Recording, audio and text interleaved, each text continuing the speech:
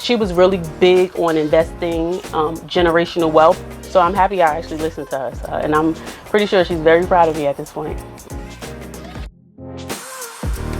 Hi, my name is Rasheedah Cook-Peebles, and I am the owner of Treats for the Streets, the coolest ice cream truck around. Treats for the Streets was inspired by my grandmother, who passed away in 2011.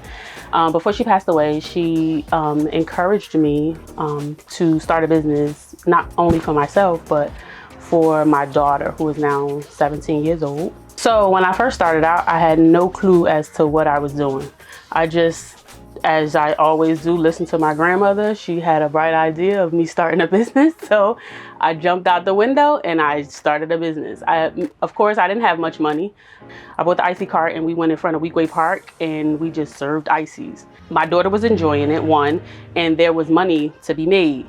Maybe a year or two later, I actually went and bought my first ice cream truck. I was almost at a dead end because I didn't know where to go. I didn't have money until I was introduced to a program called the United Way program. They are the ones who actually helped me purchase my first ice cream truck. And then from there that's when I started networking, and that's when I find out like networking is what you need to do in order to, you know, they always say a closed mouth don't get fed. I started going after so many things after I was introduced to United Way. So I was introduced to the GNEC program. When I visit you guys, you had an event. It was a speed consulting program. And I took advantage of all the programs that you guys had. I'm currently using the loan now for our second ice cream truck. I just took advantage of it. I didn't know what was gonna come out of it. I actually thought I wasn't gonna get accepted. I took about almost a month to complete it. Not because I didn't know how to do it. It was because I just thought that it was gonna be a waste of time. But once I started it, someone reached out to me, and from then they guided me through the whole process, and I got accepted for the loan, and I was so shocked.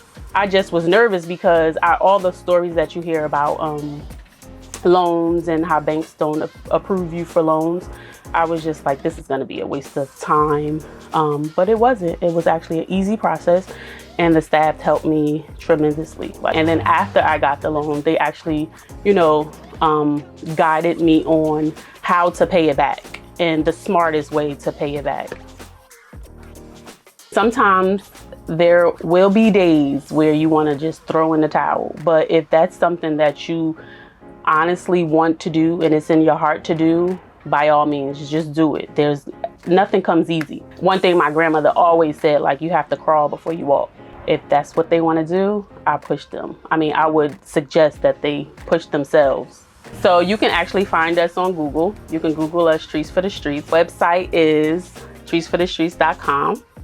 Our email address is treatsforthestreets@gmail.com. And our phone number is 862-505-1454. Oh, and our social media is Treats for the Street.